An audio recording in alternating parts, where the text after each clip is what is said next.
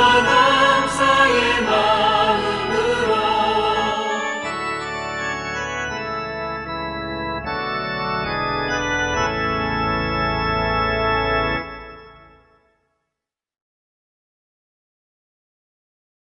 영광을 주께 찬송가 116장입니다.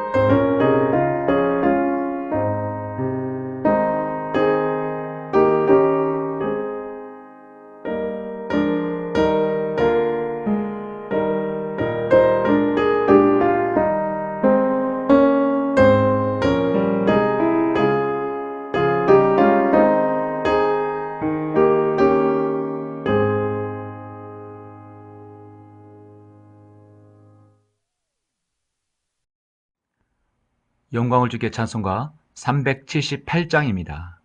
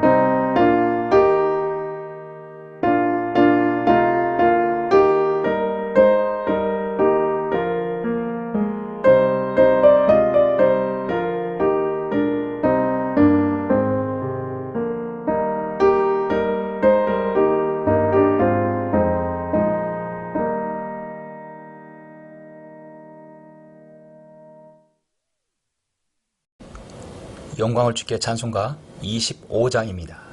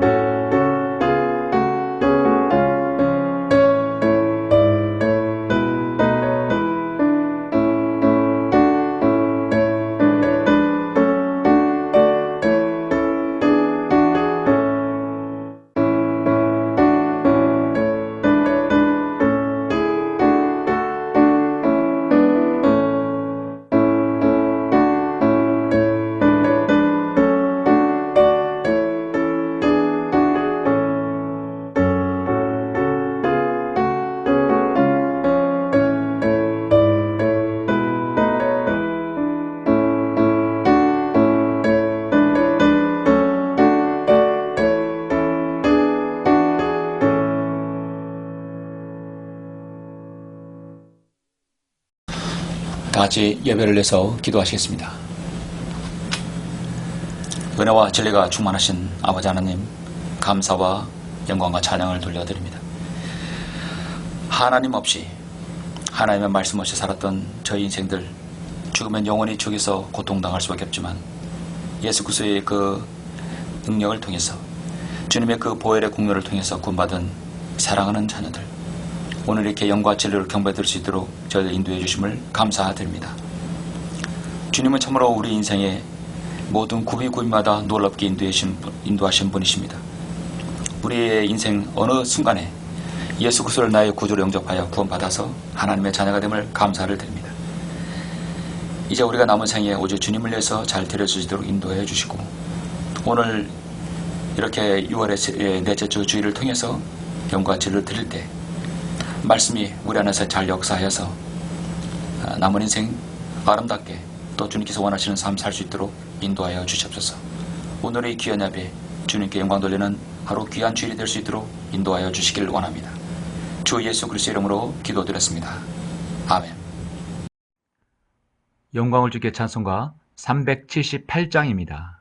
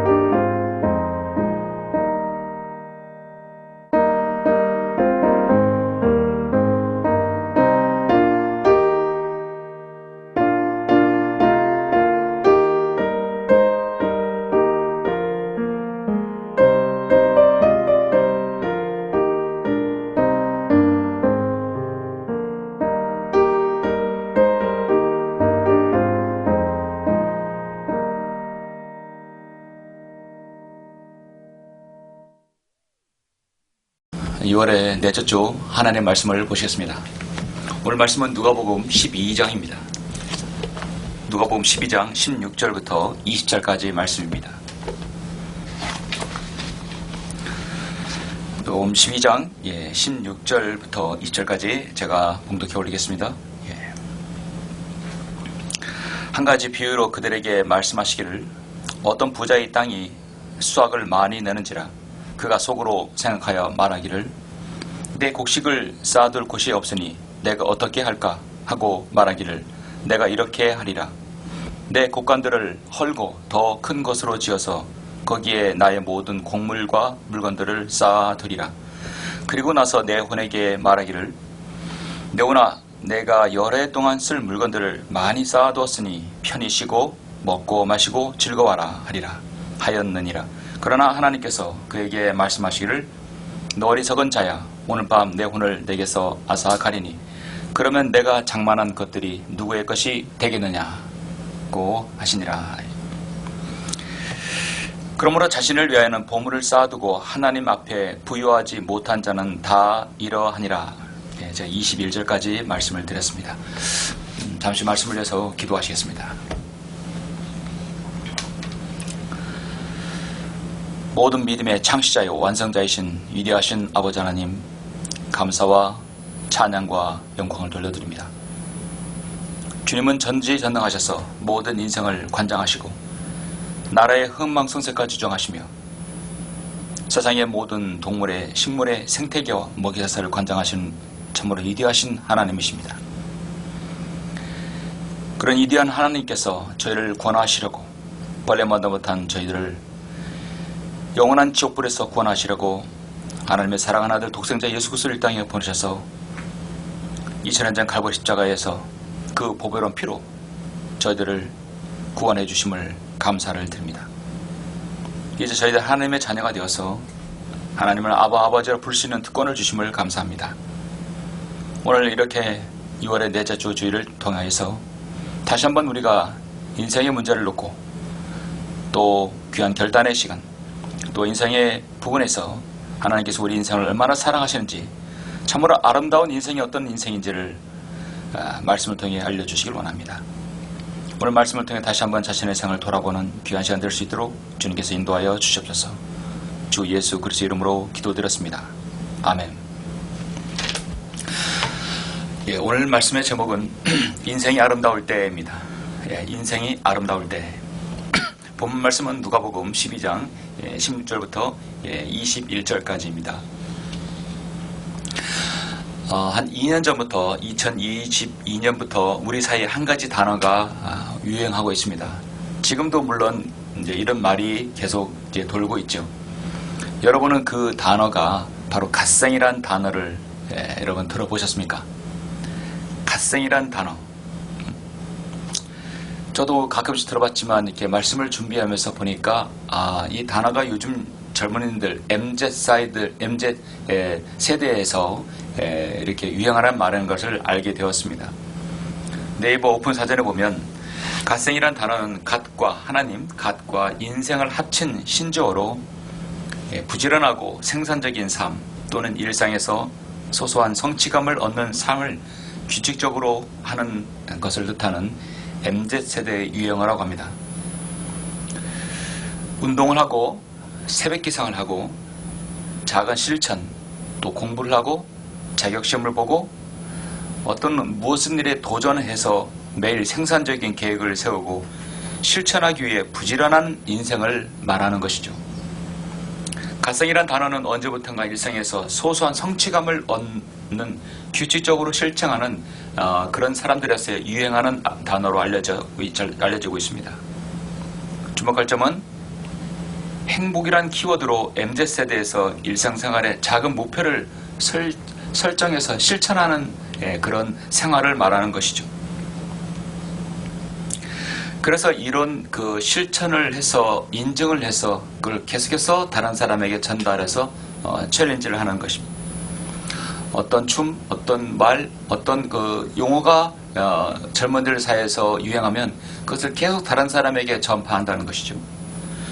어찌 보면 MZ 세대 사이에서 이 세대들 사이에서 이 갓생이란 어떤 단어, 어떤 자신의 성취를 이뤘을 때 다른 사람에게 전달했을 좋은 효과를 내는 것은 저는 인생에 있어서 바람직하다고 봅니다. 원래 2년 전에 그 전에 유행했던 단어가 두 가지가 있었는데 YOLO와 플렉스라는 단어가 유행했는데요. 여러분도 아마 이 단어가 생소할 것입니다. YOLO는 Y-O-L-O, 이것은 You Only Live once라는, 한마디로 한 번뿐인 당신의 인생, 한 번뿐인 인생이란 단어입니다. 그래서 YOLO라는 말은 한 번뿐인 인생 제대로 즐기자. 이 캐나다의 음악가 트레이드의 노래에 더 몬트의 단어에서 등장하여 인기를 끌었었습니다. 이 YOLO 인생은 한 번뿐인 인생 즐기자는 것이죠. 또 이 플렉스라는 단어는 무엇인가 사치스러운 럭셔리, 어떤 사치스러운 것을 샀거나 사치스러운 행동, 이것을 했을 때에 그 말하는 것을 플렉스라고 하죠. 그래서 YOLO나 플렉스는 한 번뿐인 인생, 자 즐기자, 그런 뜻에서 나온 말입니다.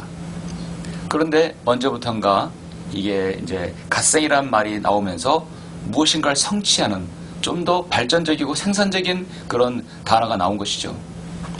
바람직한 현상일 수 있습니다.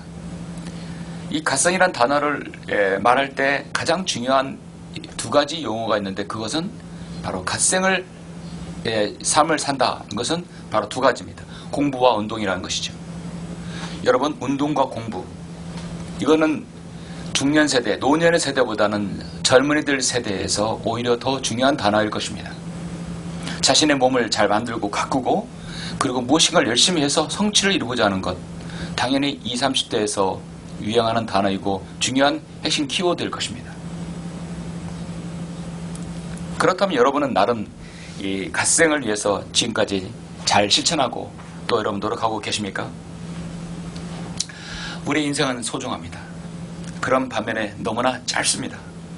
사랑하기에도 바쁘고 소중한 시간입니다.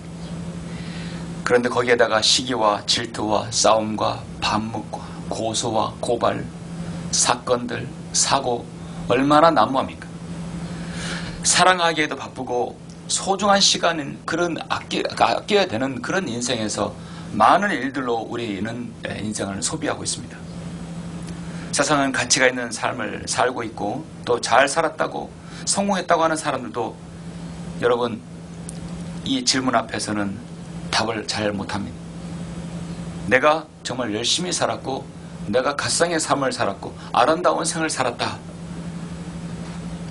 자신의 무가치함을 살다가 어디론가 가야 될 사람, 그런 사람들에게는 정말로 여러분 자신의 생을 자신있게 말해주는 사람이 얼마나 있겠습니까? 시편 104편 29절 보면 주께서 얼굴을 숨기시면 그들은 곤란해지며 주께서 그들을 숨을 거두어 가시면 그들이 죽어서 그들의 흙으로 돌아가니다. 인간은 그렇습니다. 흙으로 돌아갈 수밖에 없습니다. 그 호흡이 나가버리면 그 사람은 그 땅으로 돌아가니 바로 그날 그의 계획들은 사라지리로다. 사람이 죽으면 호흡이 나가죠. 그리고 땅으로 돌아갑니다. 그의 모든 계획들은 사라진다고 시편 146편 4절에서 말씀합니다. 이 갓생이라는 단어를 말하는 사람들은요, 실제로 정말 인생은 한 번뿐이라는 거 알고 있습니다. 인생이 어떤 윤회사상처럼 불교의 윤회처럼 무엇으로 동물로 계속 반복해서 500년 동안 윤회한다는 말은 그들의 그 설파이지 실제 사람은 그걸 믿질 않아요. 어떤 젊은 세대가 내가 죽으면 고양이나 개로 태어난다고 생각합니까? 그렇지 않습니다. 모든 인생은 한 번 태어나면 그대로 다시는 그 생을 살 수 없다는 걸 알고 있습니다. 그래서 한 번뿐인 인생 무엇인가 이루자 하는 것이죠. 그 생각은 좋습니다. 그렇다면 이것을 이룬 다음에 무엇을 합니까? 성경은 히브리서 9장 27절에서 한 번 주는 것은 사람들에게 정해진 것이고 그 뒤에는 심판이 있다고 말씀하고 있습니다. 모든 사람은 인정합니다. 한 번 주는 것은 사람들에게 정해진 것이라는 것. 그래서 죽음을 두려워하는 겁니다. 다시는 그 생을 살지 못하기 때문입니다.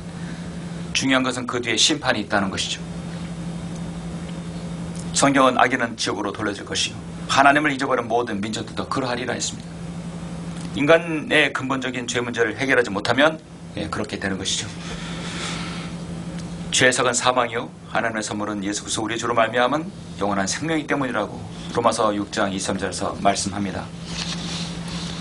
하나님께서는 인생에 대해서 전도서 6장 12절에서 말합니다. 그림자처럼 허비한 헛된 인생의 모든 날인 이 생에서 인생은 하나를 물어보면 인생에서 헛된 허비한 인생이라고 말씀합니다. 인간에게 무엇이 좋은지 알며 누가 알며 해 아래서 사람 뒤에 무슨 일이 있을지 누가 그에게 말해줄 수 있으리요. 인생에 대해서 제대로 말해줄 수 있는 유일한 하나님의 말씀입니다. 그래서 바로 성경이죠. 여러분은 하나님께서 여러분의 인생에 위로를 주시고 은혜를 주신 것에 대해서 얼마나 실감하십니까? 진작 죽었어야 될 인생, 진작 이 땅에 없어져야 할 인생, 사고로 병으로 재난으로 또 무엇으로도 이미 죽었어야 할 내 인생이 지금까지 살아있는 것 하나님의 은혜 아닙니까? 여러분이 받은 은혜가 얼마나 여러분의 것으로 정말 누리면서 살아가십니까?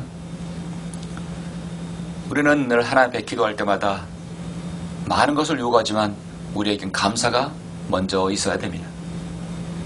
이 땅에 없어져야 할, 이 땅에서 정말 벌써 죽었어야 할 내 인생이 하나님께서 구원해 주신 것이죠. 인생을 네 글자로 표현하면 생로병사란 말을 하죠. 인생에는 태어나서 늙고 병들고 죽는 것이라는 것입니다. 이 말 속에는 우리 인생이 어떤 긍정적인 의미를 찾아볼 수 있는 것이 없습니다. 결국 태어나면 늙고 병들고 죽는 것이죠. 성경은 인생에 대해서 부정적입니다. 그래서 그 부정적인 인생을 구원하시려고 예수님이 오신 것입니다. 성경은 모든 것이 부정적이에요. 그 부정에서 우리는 바로 우리의 희망을 찾아볼 수 있는 것입니다. 그래서 부정적 사고의 힘을 가진 것이 바로 성경입니다. 세상은 긍정적 사고의 힘을 가지고 하지만 그러나 성경은 부정적입니다. 인간은 태어나면 늙고 병들고 죽습니다. 태어나는 거 좋지만 늙는 거 좋아하는 사람이 있습니까? 병드는 거 좋아하는 사람이 있습니까? 죽는 거 좋아하는 사람이 있습니까? 이 부정적인 이 삶, 그리고 죽는 것에서 끝나는 것이 영원한 지옥과 파멸에서 고통당하는 것입니다. 그래서 우리를 위해서 갈보리 십자가에서 우리 주 예수 그리스도께서 인간의 몸을 입으시고 그 보배를 펼려 죽으셨습니다. 그리고 부활하시고 승천하셨습니다. 그리고 진정한 참 이로자이신 성령님을 이 땅에 보내셔서 우리 마음속에 우리 안에 내주하게 계십니다. 우리에게 가장 큰 인호를 받게 해주시고 우리에게 하나님 말씀으로 인도해 주시는 것입니다. 요즘 따라 저는 인생에 대해서 더 많은 생각을 하게 합니다. 여러분 한 번 한 번 이 말씀을 듣는 여러분의 인생은 참으로 소중합니다. 그런 의미에서 오늘 누가복음 12장은 아주 좋은 본문이라고 할 수 있습니다. 누가복음 12장은 어려운 용어가 없습니다. 난해한 어떤 논란이 많은 그런 어떤 교리적인 말씀도 아닙니다. 그냥 인생에 대해서 한 부자에 대해서 성경은 우리 주님께서 비유로 말씀하십니다. 16절부터 21절 다시 한번 보시죠. 한 가지 비유로 그들에게 말씀하시기를 어떤 부자의 땅이 수확을 많이 내는지라. 세상에서 살다 보면 과거나 옛날이나 지금 어떤 시대도 항상 부자는 있죠.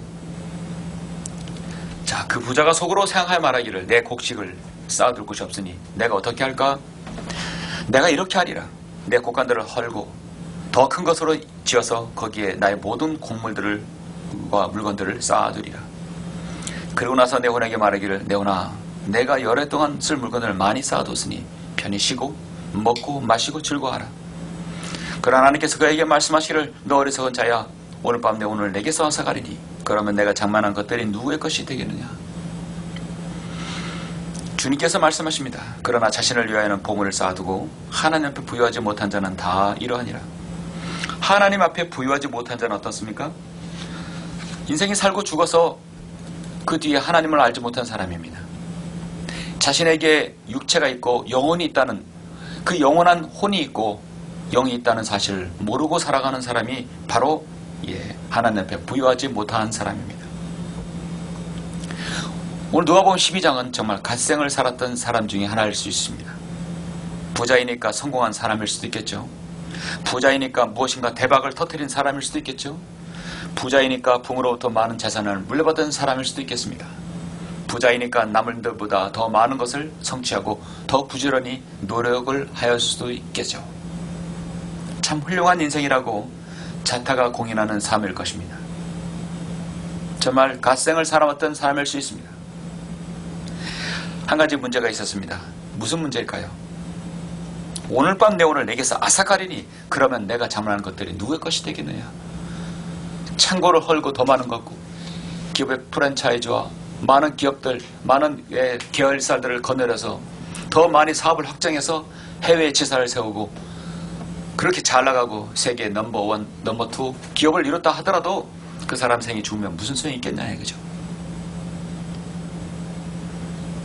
어떤 것이 이 부자에게 문제가 있나?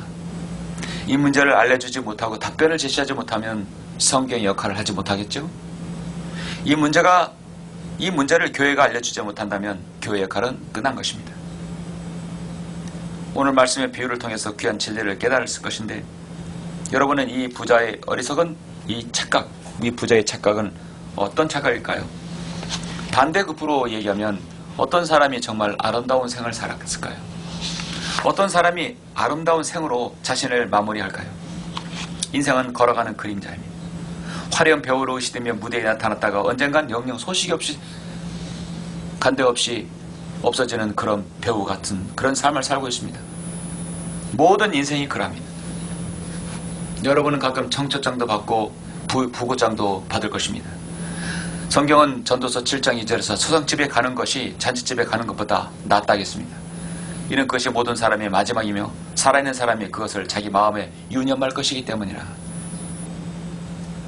수상집에 가면 나도 언젠간 저렇게 떠나겠지, 인생의 지혜를 배울 수 있습니다. 사람들은 매일매일 집을 떠나면서 차를 타면서 오늘도 무사히 돌아오기를 바랍니다. 그러나 언젠간 우리도 안녕이란 말을 해야 합니다. 그렇다면 그 안녕이란 말을 할 때 어떤 인생이 정말 아름다운 생을 살 수 있을까요? 누가 그런 가치 있는 삶을 살까요? 누가 하나님께서 진정한 아름다운 생, 가치 있는 생, 보람 있는 생을 살았다 할 수 있을까요? 아까 말씀드린 갓생, 누가 정말 갓생의 삶을 살았을까요? 살고 있을까요? 여러분의 인생은 아름답습니까? 그런 아름다운 생을 지금 살고 있습니까? 그렇다면 오늘 제가 여러분에게 세 가지 질문을 던집니다. 그 세 가지 질문에 대해서 여러분이 답변을 하고 여러분 정확히 성경적 입장에서 할 때 여러분은 정말 아름다운 생을 살 수 있습니다. 어떤 인생이 아름다울까? 하나님께서 정말 원하시는 삶, 우리 함께 숙고봐야 할 문제가 세 가지가 있습니다. 그 첫 번째로 여러분이 지금 걱정하고 있는 것이 무엇인가? 여러분이 지금 깊이 생각하고 유념하고 있는 것이 무엇인가? 오늘 본문은 제가 다시 읽지는 않겠습니다. 누가복음 12장 16절에 한 가지 비유로 말씀하셨는데 이 부자는 곡식의 수확을 너무 많이 내서 계속 창고를 헐고 더 크게 지었습니다. 이 부자는 분명히 겨울을 대비하고 있겠죠? 어쩌면 인생이 겨울도 대비하고 있을지도 모릅니다. 지금은 모르지만 과거에 겨울을 대비하면 갖가지 준비를 많이 하죠. 월동 준비라 해서 땅을 파고 물을 묻고 그래서 방풍막을 뭐 이렇게 해서 바람막이를 하고 겨울이 되면 무엇인가 준비를 합니다. 한 해의 마지막 겨울도 준비하지만 인생의 겨울을 준비하는 사람도 많은 것이죠. 사람들은 인생의 겨울을 뭐라고 합니까?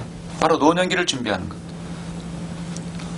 그래서 요즘에 중년들은 노후대책이라는 말을 신경 많이 쓰입니다. 생로병사, 그러면서 우리는 유년기와 청소년기와 장년기와 노년기를 보냅니다. 노년기에는 일을 할 수 없기 때문에 연금이라든지 그런 수익을 가지고 살아야 됩니다. 젊어서 열심히 살다 보면 노년기가 오면은 노후 대책이 없다고 한다면 그거 참으로 힘든 일이죠. 유년기와 청소년기와 장년기를 잘 보내고 노년기에 이르렀을 때 사람들은 인생의 겨울이라고 말합니다. 이 부자는 분명히 노년기를 잘 준비했고 인생의 겨울을 준비했을지도 모릅니다. 성경 그 노년기 이후에 삶이 있다고 하는 것이요. 바로 영원한 삶이죠. 시편 90편 10절에서 우리의 연수가 70이면 강건하면 70이요 강건하면 80여도. 그 연수와 힘은 수고와 슬픔이 그것이 곧 끊어지면 우리가 멀리 날아가나이다. 주께서 얼굴을 숨기시면 그들은 곤란해지며 주께서 그들의 숨을 거두어 가시면 그들이 죽어서 그들의 흙으로 돌아가나이다. 여러분 노년기에서 인생이 끝난다고 한다면 성경이 왜 필요하겠습니까? 왜 하나님 말씀이 필요하겠습니까? 왜 세상에 종교가 있겠습니까? 왜 예수님께서 이 땅에 오셔야만 했겠습니까? 노년기가 끝이라면. 인생은 노년기가 아니라 노년기 이후에 영원한 생이 준비되어 있습니다. 영원한 지옥의 파멸의 삶이냐 영원한 저 하늘나라에서 삶이냐 나눠지게 되어 있습니다. 진정한 인생의 겨울을 준비한다면 바로 우리에게 영원한 생이 있다는 사실을 알아야 되는 것이죠. 예레미야 10장 23절에 보면 이렇게 말씀하고 있습니다. 잘 아시는 말씀이죠. 오 주의 인생의 길이 그 사람 안에 있지 아니함을 내가 아나이다. 그의 걸음을 인도하시는 것이 그 사람 안에 있지 아니함을 내가 아나이다. 있지 아니함을 그 사람 안에 있지 아니하나이다. 인생은 자신의 길을 무엇인가 성취하려고 하지만 마음대로 뜻대로 되지 않는 것이 인생입니다. 오늘날 청소년들이 자살률이 왜 이렇게 높습니까? 전 세계적으로 청소년 20대 자살률이 우리나라 최고를 기록합니다. 불공정, 불평등한 세상에서 살다 보면 자신의 미래가 암울하고 힘들기 때문에 젊은이들이 사망률이 바로 어떤 암이나 질병이 아니라 사고가 아니라 자살이라는 것이죠. 1년에 13,000명이 우리나라에서 자살한다고 합니다.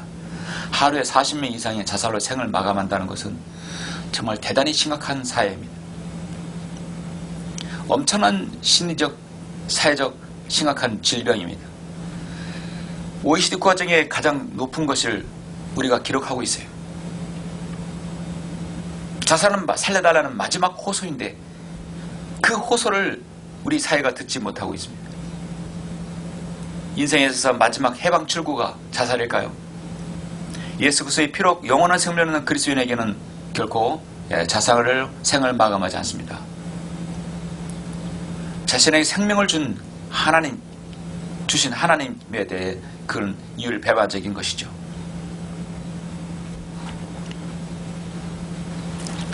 그래서 정말 거듭난 성도는 그렇게 생각하지 않죠. 내 인생은 나의 것이라고 사람들은 생각하지만 결국 인생은 자신의 것이 아닙니다. 바로 하나님의 것입니다.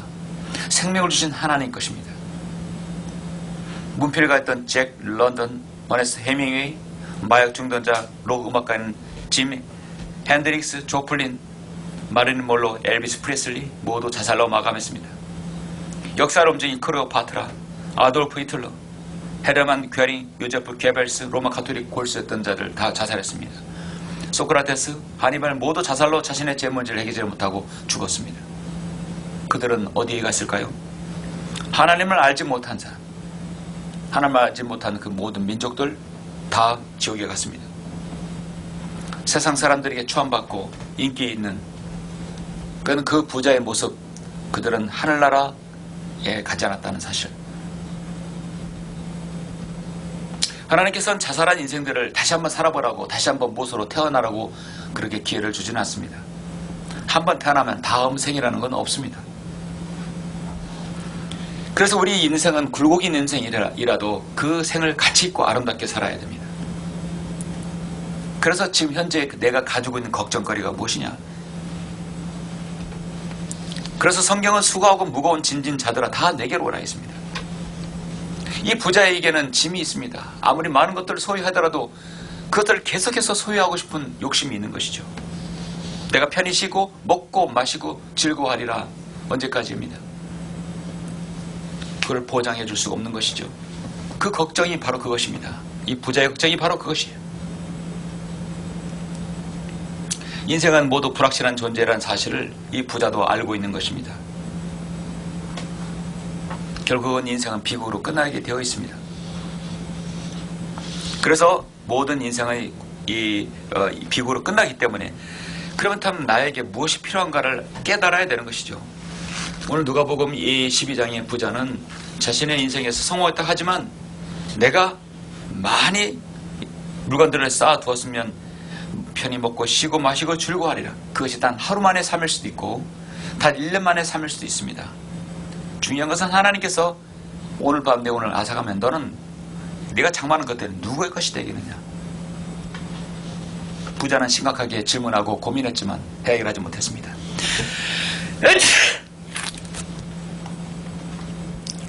그래서 그거를 해결하려고 하나님 말씀을 귀를 기울이는 것이 정말 아름다운 인생이죠.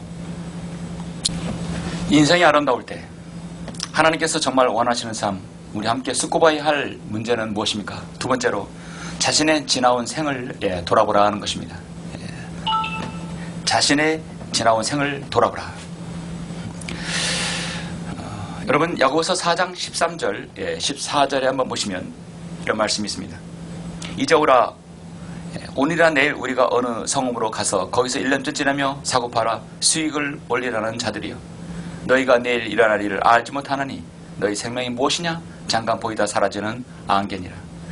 오히려 너희가 주께서 원하시면 우리가 살겠고 또 이것이나 저것을 할 수 있으리라고 말을 해야 할 터인데 이제 너희가 너희의 자만 가운데 기뻐하고 있으니 그러한 기쁨은 더 악하니라 했습니다. 여러분, 지금 이 사람도 부자가 되려고 열심히 노력합니다.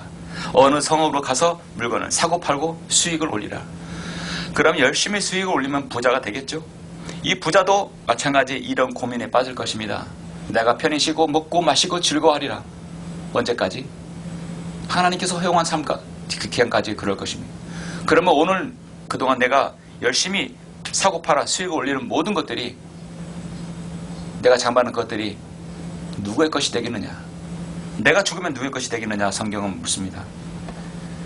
수많은 사람들이 인생을 지나온 생을 돌아보지 않고 앞만 보고 가게 됩니다. 자신의 생을 돌아보아서 무엇이 문제인지 돌아봐야 됩니다. 사람의 생명은 그 소유에 넉넉한 데 있지 않다는 것을 깨달아야 합니다. 사람의 생명은 돈이나 부동산이 많아서 부자가 되거나 한 것과 전혀 다른 것입니다. 그 소유에 넉넉함이 있지 않다는 걸 가르쳐주기 위해서 주님께서 말씀하십니다.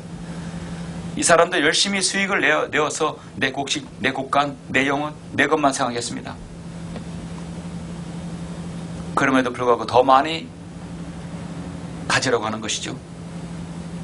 자기만을 위한 삶을 살았던 사람, 자신의 생을 돌아보고 지금까지 생을 인도해 주시고 자신의 삶의 굽이굽이 하나님께서 인도하신 그 삶을 찾아야 되는 것이죠. 전도서 2장 18절의 말씀이 이렇게 말씀하죠.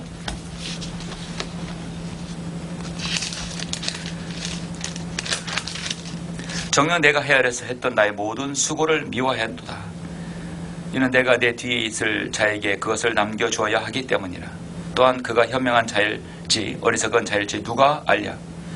그런데 내가 수고했던 것과 헤아려서 나 자신의 지혜로움을 보여주었던 나의 모든 수고를 그가 치리하리니 이것도 또한 헛되도다.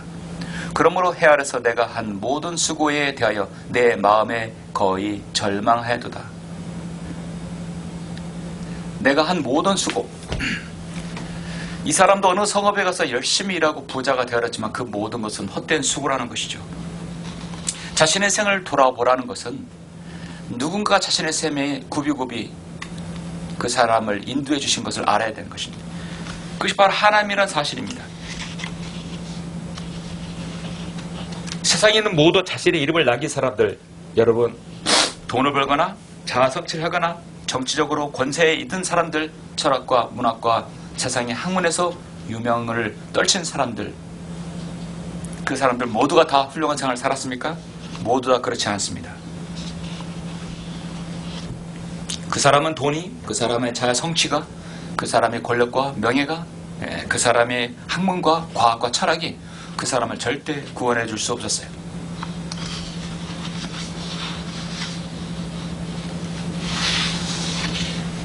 인생은 짧습니다.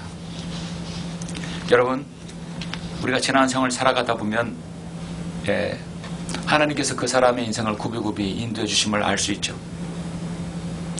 인생은 제시 강건한 80일 하겠습니다. 여러분, 우리가 사는 이 시대, 우리 부모님들 세대는 열심히 살았던 사람들입니다. 1940년부터 60년대까지 사람들, 40년부터 60년에는 정말 출생 하신 분들은 정말 고생을 많이 하신 분들이죠. 전후 세대 이후에, 그리고 60년대에 태어난 분들, 일명 베이비 세대들입니다. 가장 못 살고 힘들고 어려웠던 시절에 성장한 사람들이죠. 50대인 저의 부모님 세대도 80대 이르죠. 돌아가신 분도 있고 살아계신 분도 있겠지만, 여러분, 우리 부모님의 세대들 또한 고생을 많이 한 세대입니다. 정말 고생을 많이 하고 헐벗고 굶주리고 그 배고픈 한 끼 한 끼 그 배를 채우기 위해서 열심히 살았던 분들입니다.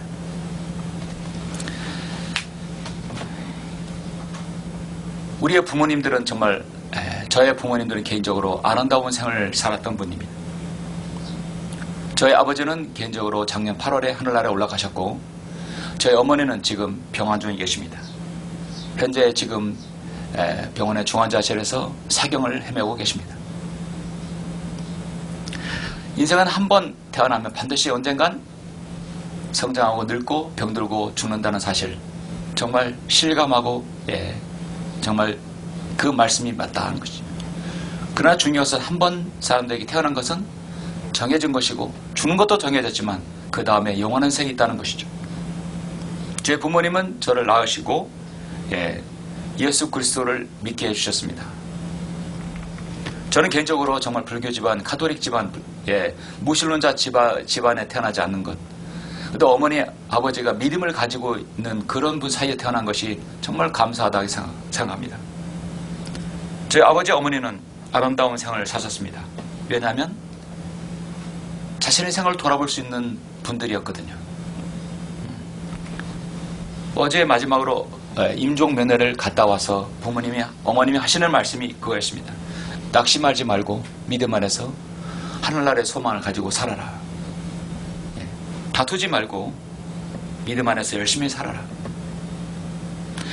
믿음 안에서 열심히 낙심하지 말고 살아라는 그 말씀이 마지막 유언이었습니다.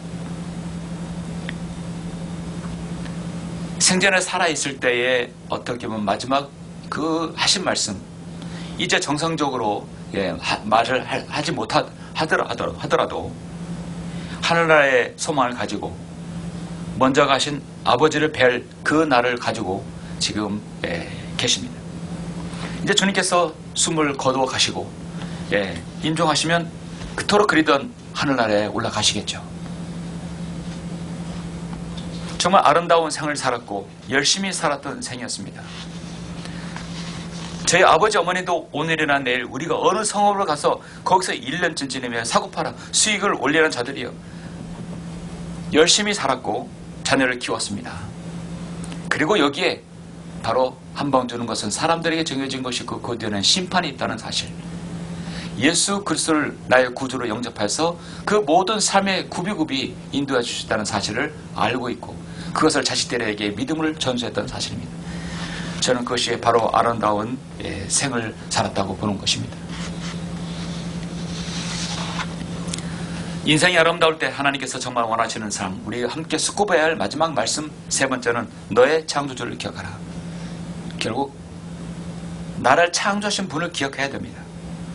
인생의 모든 길을 인도하시는 분이 누구인지를 알아야 됩니다. 잠언 16장 9절에 보시면 사람의 마음이 자기의 길을 계획하나 주께서 그의 걸음을 인도하시느니라.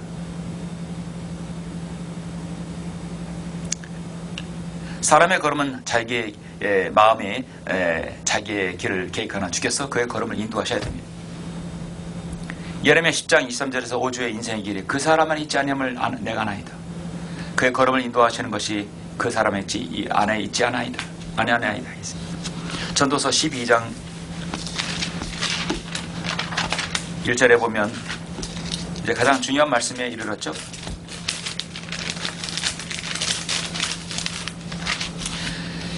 너는 이제 너의 젊은 날에 곧 재앙의 날에 이르지 않고 나에게는 즐거움이 없다고 말할 해가 가까이 오기 전에 너의 창조주를 기억하라. 야고보서 4장에 그 장사하는 사람, 누가복음 12장의 이 부자는 바로 이 말씀을 기억해야 됩니다. 그가 죽기 전에 너는 이제 너의 젊은 날에 내가 너 인생에 있어서 가장 여러분 자신의 생이 화려했다고 생각하고 가장 현재 가장 젊은 날이죠. 과거나 지금이 가장 젊은 날입니다.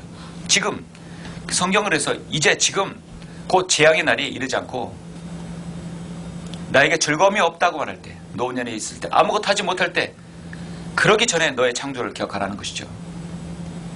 죽기 직전에 창조를 기억하라는 것이죠. 인생의 겨울이 오기 전에 창조를 기억하라는 것이죠. 숨이 간당한다고 달라있을 때, 붙어있을 때 너의 창조를 기억하라는 것이죠. 모든 인생의 길을 인도하시는 분이 누구인지를 알아야 됩니다. 오주의 인생의 길이 그 사람 안에 있지 아니함을 내가 아나이다. 그의 걸음을 인도하시는 것이 걷는 그 사람 안에 있지 아니하나이다. 저는 제 그 인생의 길이 제 안에 있지 아니하고 하나님 있다는 사실, 늘 창조 하나님을 기억하는 그런 삶 자세가 필요하다고 봅니다. 모든 인생의 길을 인도하시는 분 누굽니까? 바로 하나님이십니다. 인류 역사를 주관하시고 또 운영하고 계십니다. 하나님께서는 인간들에게 많은 도전장을 성경에서 던집니다. 특히 이사야 41장에서 말씀합니다. 주가 말하는 너희는 송사를 일으키라. 한번 나에게 도전해보라. 야곱의 왕이 말하는 너희의 강력한 주장을 내어 놓아보라. 너 인생에 잘한 것이 무엇이냐? 가져와 봐라. 하나님은 자신 있으십니다. 그들로 주장을 내어놓고 무슨 일이 일어날지 우리에게 보이게 하라. 그들로 이전 일들을 보이게 하며 그들이 무엇이든지 간에 우리로 이 일들을 수고하고 그 일들의 나중 결말도 알게 하랴. 아니면 앞으로 있을 일들에 우리에게 선포할지니라. 이후에 있을 일들을 보여주어 우리로 너희가 신들인 것을 알게 하라. 정녕 선을 행하거나 악을 행하라. 우리가 놀라며 그것을 함께 보리라. 하나님께서는 인간들이 우연이라고 생각하는 모든 것들, 심지어 그것들 내가 다 알고 있다는 것이죠. 심지어 구름과 비와 폭풍과 바다, 천둥, 서리, 이슬, 번개도 모두가 내가 한 일이라고 성경은 말씀합니다. 욥기 36장 27절에서 그가 물방울들을 작게 만드시나니 그 물방울들을 수증기대로 비로 쏟아지게 하느니라. 구름은 수증기로 물방울을 만들어 사람 위에 많이 떨어뜨리는도다. 비가 내리고 생태계, 먹이사슬, 날씨 모든 것 하나님께서 관장하시는 거라는 것입니다. 심지어 야상에 있는 사자와 까마귀, 암사슴, 들나귀, 공작새, 타조, 독수리 세계의 모든 동식물들도 하나님께서 절대 주관자이신 하나님께서 관장하신다는 사실입니다. 인간의 삶이라는 것은 그래서 우연이란 없습니다. 인간의 죽음도 우연합니다. 죄의 결과는 바로 사망인 것이죠. 인간의 전쟁은 우연히 합니다. 선이든 악이든 공존하기 때문에 죄의 갈등으로 생겨난 것입니다. 모든 것은 그래서 원인이 있고 그것을 우리 인간에게 하나님이 자유의지를 주셨기 때문에 그것을 스스로 판단하라는 것입니다. 우리가 세상을 가치 있는 아름다운 생을 살 때 첫 시작은 내 인생에 관하여 하나님 뜻은 어디일까? 그래서 밤초수 목사님은 인생에서 진정한 성공은 내 인생에 관한 하나님 뜻을 발견하고 그것을 자신의 생에 실천하는 것이라 하겠습니다. 내 몸의 권리 증서는 바로 내 자신이 아니라 하나님의 이게 있다는 사실을 우리는 인지해야 됩니다. 그것이 바로 아름다운 생을 사는 것이죠. 지금까지 내 인생의 굽이굽이 그 인생의 길을 겪고 하시고 인도하시는 분이 바로 하나님이라는 사실입니다. 사랑하는 성도 여러분, 말씀을 맺겠습니다. 시편 39편에 보면 보소 주께서 내 날들을 손너비만큼 주셨으므로 내 연수가 주께서 주 앞에서는 없는 것 같사오니 진실로 가장 좋은 상태에 있는 모든 사람도 다 헛될 뿐이니다. 셀라. 진실로 사람마다 헛된 그림자같이 걸어다니며 진실로 그들이 헛되이 분주하니 재물을 쌓아나 누가 그것을 가질지 알지 못하나이다. 이제 내가 무엇을 기다리나이까? 나의 소망은 주께 있나이다. 그렇습니다. 우리의 소망은 주께 있습니다. 하나님께서는 내 날들의 모든 날들이 인생의 손너비만큼 손바닥 보듯이 주님만 보신다는 것이죠. 우리가 살고 있는 이 시대는 계속해서 스마트형 형태로 변하고 있다 하더라도 갈수록 더 세상은 나빠지고 망해가고 있습니다. 사람들은 더 즐기고 더 좋은 세상을 만들어가고 하지만 하나님 보시기에는 그것이 아니죠. 멸망으로 가는 길입니다. 인류 역사상 먹고 마시고 즐기다가 멸망한 민족이 얼마나 많습니까? 소돔과 고모라가 그랬고 바빌론이 그랬고 이태리 폼페이가 그랬습니다. 성경은 노아에 따같이 인자의 임함도 그때가 동일하다 했습니다. 홍수전에 노아가 방주가 들어가던 날까지 사람들은 먹고 마시고 장가들고 시집가고 홍수가 나서 멸망하기까지 깨닫지 못했습니다. 바로 지금 같은 세대입니다. 곡간에 가득한 곡식을 바라보면서 어리석은 부자는 오늘 흐뭇한 표정으로 내오나 내열에 쓸동한 물을 쌓아두었으니 편행하니 먹고 마시고 즐거워하자. 자신의 혼에 대해서는 관심이 없었고 자신의 죽음 이후에 대해서는 관심이 없었습니다. 갓생을 살았다 할지라도 소용이 없습니다. 자신의 혼이 어디로 가는지를 알아야 되는 것이 훌륭한 생애가 되는 것이죠. 사람들은 세월의 나이가 60이 되면 아직 젊다고 하죠. 맞습니다. 아직 젊습니다. 그래서 그래도 60이 좀 넘으면 사람들 은퇴를 합니다. 그래서 은퇴하고 여행하고 자신의 취미생활을 즐기는 사람들이 요새 많아졌습니다. 은퇴가 리타이어입니다. 이런 타이어를 바꿔 끼는 것을 리타이어라고 하죠. 예. 사람들 그래서 은퇴하고 조깅, 라이더, 등산, 운동, 취미, 다시 어떤 사업, 무엇을 다시 시작하라는 것 좋습니다. 리타이어, 다시 뭔가 재생산한다는 것이죠. 저번 인생을 살만큼 살았다면 60일 한다면 리타이어 인생을 살아야 되죠. 반드시 거듭나야 됩니다. 무엇인가 다시 바꿔야 됩니다. 이 부자 같은 삶을 살지는 않아야 됩니다. 다시는 그런 삶을 살지 않아야 됩니다. 아직 내가 살아있고 중년의 삶이라고 30대, 20대의 삶이라 할지라도 20, 30대의 삶은 갓생이 아니라 이제 하나님 앞에 창조 하나님을 기억하는 생애가 돼야 되고, 중년 이후에 정말 리타이어 생을 사는 사람들은 다시 한번 무엇인가 바꿔야 됩니다. 나의 창조 하나님을 기억하는 그 세대가 되어야 되는 것이죠. 사람들은 웰빙 말고 또 웰다잉이라는 말을 합니다. 잘 죽어야 된다는 것이죠. 잘 사는 것도 중요하지만 잘 죽는 것도 중요하다. 웰다잉이라는 책도 나오고 있습니다. 자신의 죽음을 잘 겸허히 받아들이고 사랑하는 사람들에게 유언장을 잘 쓰자. 죽음을 받아들이고 유언장 잘 쓰면 그가 천국 갑니까? 하늘나라 갑니까? 그게 아름다운 생을 사는 겁니까? 유언장이 뭐라고요? 유언장 한 장 쓰기 전에 하나님 말씀 요한복음 3장 16절 하나를 더 읽고 구원받는 것이 더 낫지 않겠습니까? 유언장을 쓸 때 사람들이 당신이 인생은 어떻게 어떤 삶을 살았냐고 평가를 받길 원하십니까? 그런 난이 꼭 있다고 합니다. 사람들이 죽은 뒤에 어떤 사람으로 기억되기를 바라느냐, 정말 아름다운 생활을 살았기를 바라느냐, 스스로 자문하면서 쓰라고 하는데, 정말 하나님께서 보시기에 우리 인생이 아름다울 때가 언제입니까? 나에게 가장 중요한 것이 무엇이고, 그리고 자신의 생을 돌아보고 창조 하나님을 기억하는 것, 가장 아름다운 생을 살았던 것입니다. 미얀마인들에게 복음을 전하고 버마 성경을 번역한 아도니람 저더스는 자신의 묘비에 이렇게 써있습니다. 멜드는 그가 태어난 곳이며 그의 유연한 바다에 수정되었다. 그의 영원한 기념은 개종한 미얀마 사람들과 버마 성경이다. 그의 기록은 하늘에 있다. 데이비드 리빙스턴, 영국의 선교사이죠. 그의 묘비에는 나의 주님, 나의 생명, 나의 모든 것 되시는 예수요, 나는 또다시 다 주님께 나의 모든 것을 바치나이다. 하나님 뜻에 어긋나게 영국의 국왕이 되느니 하나님 뜻대로 아프리카의 심장이 되겠다고 하고 그렇게 생을 마감했습니다. 정말 아름다운 생을 살았죠. 영국의 조지 히필드에도 묘비에는 나는 내 명성이 깨끗하게 지워버릴 심판 내려올 때까지 만족하며 기다린다. 여기 조지 히필드가 높다. 그가 어떤 사람이었는지는 위대한 심판날은 그리스도의 심판사에게 밝혀줄 것이다 라고 기록되어 있습니다. 영국의 런던 번힐에 안치된 존 곤돌이라는 묘비에는 이렇게 새겨져 있습니다. 모든 그리스도인이 이러한 묘비가 쓰여지길 바라겠죠. 아름다운 생을 살았던 것입니다. 나는 죄인이었으나 나는 회개했고, 나는 신뢰했으며 나는 사랑했고, 나는 안식한다. 나는 부활할 것이며 나는 그리스도의 은혜로 보잘것없는 나는 다스릴 것이다. 정말 웰다잉한 사람들, 정말 인생을 아름답게 마감한 사람들의 말입니다. 정말 우리 인생은 짧고 아무것도 아닙니다. 하나님 보시기에 손바닥 안에 그것도 되지 않아요.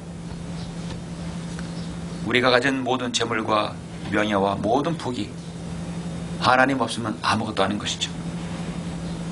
이제 여러분의 남은 생이 정말 가치 있는 삶을 향해서 믿음으로 나아가는 생일, 그런 생, 아름다운 생을 사시길 간절히 바랍니다. 기도하시겠습니다. 존귀하시고 거룩하신 아버지 하나님, 감사드립니다. 우리가 인생을 어떻게 살아야 할지, 또 어떤 각오로 주님을 섬겨야 될지 오늘 누가복음 12장을 통해서 자세히 배웠습니다. 다시 한번 자신의 생을 돌아보는 귀한 계기를 갖게 해주심을 감사드립니다. 정말 아름다운 생이 무엇인가요?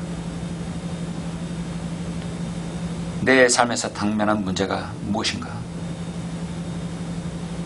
그리고 자신의 생을 돌아보는 삶, 그리고 창조 하나님을 기억하는 삶일 것입니다. 내 인생에 예수 그리스도께서 들어오셔서 예수님을 통해서 구원받고 하나님의 자녀가 되고, 이제 영원한 저 셋째 하늘에서 낙원을 영생 복락을 누리며 새 예루살렘에 거할 그 특권을 가진 그리스도인이 되었다는 것입니다. 주님, 그러한 소망으로 우리가 살게 해주시고 이 땅에 잠시 잠깐의 삶이 좀 하나님 보시기에 아름다운 생으로 살 수 있도록 인도하여 주시옵소서. 모든 걸 감사드립니다. 주 예수 그리스도 이름으로 기도드렸습니다. 아멘. 영광을 주께 찬송가 408장입니다.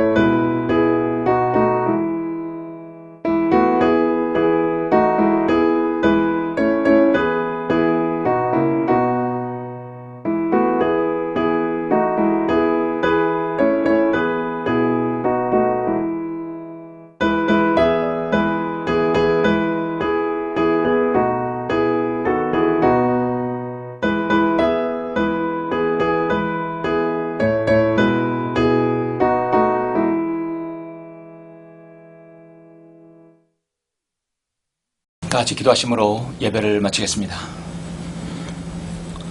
전지전능하시고 위대하신 아버지 하나님, 인간의 모든 생사화복을 주장하시는 아버지 하나님, 감사를 드립니다. 오늘 6월의 넷째 주 경배를 통해서 인생의 아름다움, 가장 아름다운 인생일 때가 언제인지를 하나님 말씀 통해 알게 해주심을 감사합니다. 인생은 짧습니다. 그러나 그 짧은 인생의 마지막 결말이 예수 그리스도를 영접한 삶이냐, 그렇지 못한 삶이냐, 그것은 바로 영혼을 결정지을 것입니다.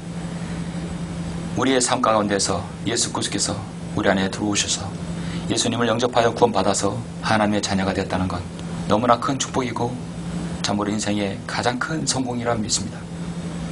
오늘 누가복음 12장의 이 부자는 가장 훌륭한 삶을 살았다 할지라도 하나님 보시기에는 가장 비천한 삶이며 가장 남루하고 가장 참으로 실패한 인생이라고 봅니다.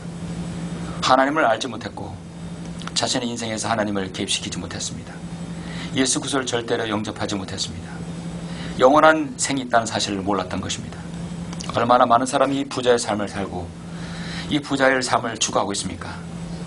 주님, 우리가 예수 그리스도를 주로 고백하여 구원받아서 하나님의 자녀가 된 삶, 이 삶을 우리가 주님 오실 그날까지 잘 누리게 해주시고 이 삶을 통해서 주님께 영광 돌리며 또 복음을 다른 사람에게 전할 수 있는 그런 아름다운 생으로 살 수 있도록 인도하여 주옵소서. 주님, 우리의 생이 늘 창조 하나님을 기억하는 그런 생이 될 수 있도록 인도하여 주시길 원합니다. 오늘 말씀을 들은 모든 성도들, 사무실에서, 가정에서, 어떤 환경에서도 주님 기도하는 성도들, 주님 그 기도를 들어주시고 응답해 주시며 그 기도를 통해서 주님께 영광 돌리는 삶 될 수 있도록 인도하여 주시길 원합니다. 감사를 드립니다. 주 예수 그리스도 이름으로 기도드렸습니다. 아멘.